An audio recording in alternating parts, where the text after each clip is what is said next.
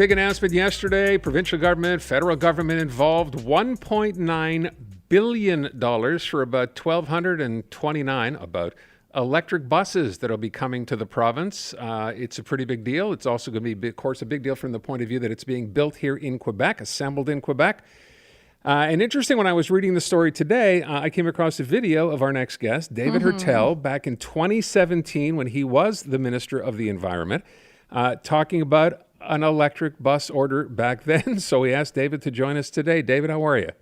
Good to be with you, Aaron and Natasha. I'm going to simply ask the question, David, when you saw this story get announced yesterday, what the first thing you were thinking was? I mean, this is a huge deal.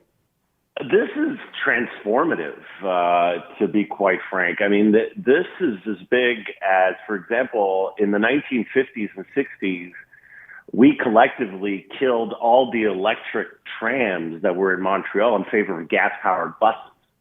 And this was almost done overnight. And so to have all 9 public transit agencies across Quebec agreeing to collectively at the same time, with the help of the Quebec government, federal government, to just switch, starting in 2025, their entire fleets from gas to electric, it is massive. And it's a major change, and it sends a huge signal to the entire transportation industry, especially in Quebec, that the government is very serious about creating not only these jobs for this plant in Saint Eustache, which obviously is very important, but the fact is that this could be structural in the sense that the government, and way back when I was environment minister, when we started with 3 electric buses here in Montreal with the SCM. But the idea has always been, since we know Ontario has obviously the auto industry and has a leg up on us because of that for cars and SUVs, the specialty vehicle market going from batteries all the way to transformation. So we have line electric with the school buses and trucks. We now have Nova Bus moving forward with these buses. The whole chain, going from lithium mining up north to the batteries to the actual building of these specialty vehicles, is really positioning Quebec not only here, not only in Canada, but in North America as potentially a major player for these types of vehicles. So, I mean, it's got to be a great feeling for you to have this come to fruition, but at the same time, frustrated at all by the timeline, David? What do you mean by the timeline, Natasha? Well, I feel like it took a long time to get here to have so many of them. Yeah. Well, you know, the thing is that you always are frustrated by how long it takes to get ideas off the ground like these. Governments, notoriously, as we all know, move incredibly slow, but also it takes time to get the industry there, because understand, I mean, we can announce tomorrow that we're going to build 700 electric buses, or 1,229 was the announcement. But you need the entire support infrastructure, because that means we're going to have to build also the charging stations. That means we're the whole network of charging stations, the garages, the maintenance garages, training the people that maintain our buses. Are now going to have to learn entirely new ways of maintaining these vehicles. That means different parts. That means different supply chains. It's a huge undertaking. So yes, it does take time for a government and several governments to get their act together, along with 9 regional transportation agencies and municipal agencies and the provincial government, federal government. Yes, that takes a ton of time. But also industry. You have to understand also that industry and the entire support to build and maintain and have the network to run these buses is going to be a huge undertaking as well, and it takes time to make sure you have that support mechanism in place. Yeah, and to be clear, I mean, even though this thing was announced yesterday, no buses are rolling off the lines until about 2025. There's a long way to go before they're actually on the road. So a long way to go, and with labor shortages, and we're seeing costs exploding everywhere because of the labor shortages and parts and everything.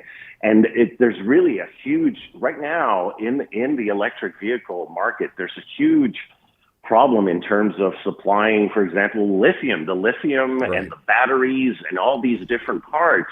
And so it's going to be a challenge. And also, who knows? I mean, another big question that's yet to be answered.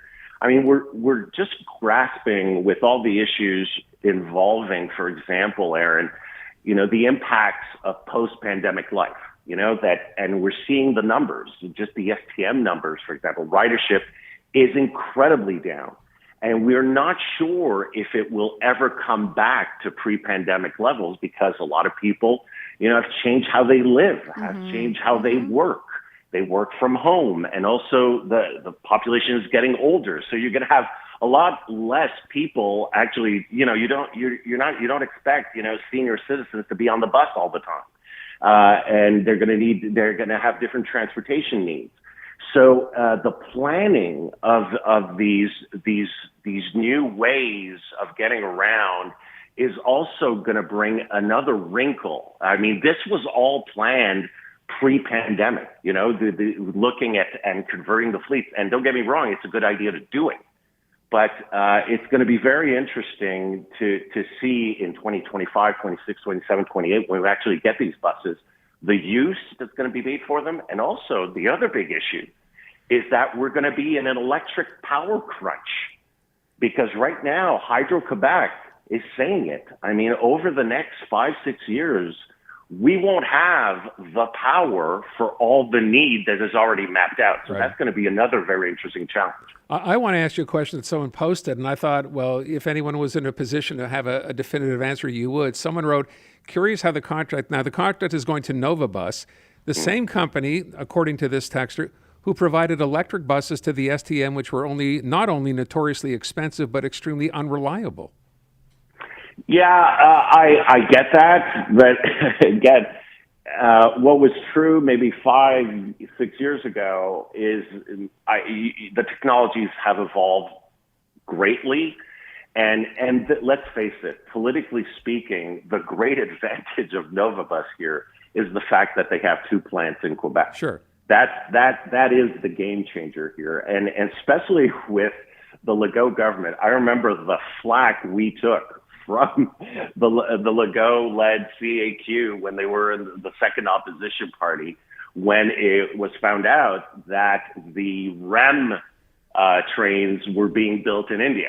And we got shot down, even though we went to open bidding process and Alstom won it fair and square, and it was the best bid out there.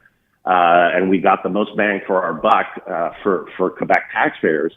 The fact is that the Legault government had absolutely no choice, I think, politically speaking, to give such a huge contract to anybody else than Novabus, which has the plants here in Quebec.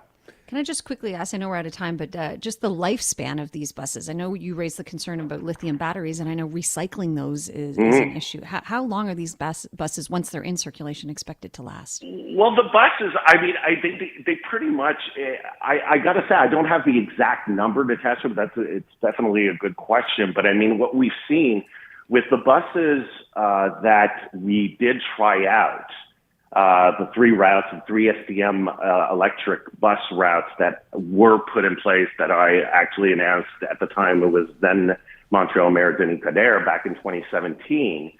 These buses are still running. I mean, there hasn't been any, many like big issues in terms of their durability, and they're much comparable to gas-powered buses. David, I can't help but think in the back of my mind, by the time we get these buses, lithium will be last year's sort of power for electricity. There'll be something new by then. So you know what? There's a good sense. And as Natasha pointed out, the other big piece of this and a big development piece is going to be what we're going to do with all these lithium batteries and the whole recycling of them. It's a whole other problem. And that's a whole other challenge that has yet to be answered. So there's a lot of good news there, but there's a lot of open questions about the need for them, how they're going to be used, what is going to be our mode of transportation, and how do we going to want to get around in 2028, 29, but also how are we going to recycle all these electric batteries that, we've never had to deal with so many of them at the same time. Ain't that the truth? David HEURTEL, former Quebec Liberal Cabinet Minister, Council at Fasken. David, thanks so much. Good talking to you. Always a pleasure.